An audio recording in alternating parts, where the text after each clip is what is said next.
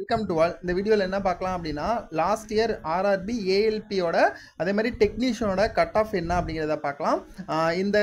இது எதுக்காக அப்படின்னா, நீங்கள் வந்து ஒரு ஜஸ்ட் வந்து தெரிஞ்சு வச்சுக்கோங்க எந்த மாதிரியான கொஸ்டின்ஸ் லாஸ்ட் டைம் வந்திருக்கும், அதே மாதிரி அதோட மார்க்ஸ்லாம் எவ்வளோ இருந்துச்சு அப்படின்னு தெரிஞ்சு வச்சுக்கோங்க.